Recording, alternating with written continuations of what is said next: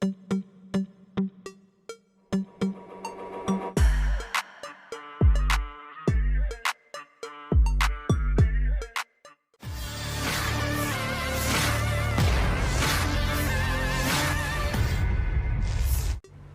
infanteri angkatan bersenjata Ukraina luluh lantak dihantam bom milik kelompok militer Rusia.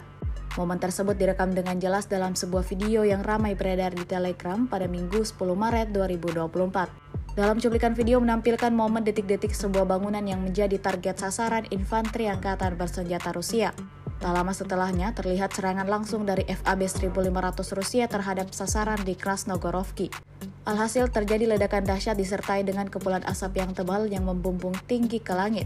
Sejauh video ini beredar, tidak diketahui pasti apakah ada korban jiwa yang ditimbulkan imbas tragedi mengerikan ini. Video ini viral dan menuai beragam respon dari warganet.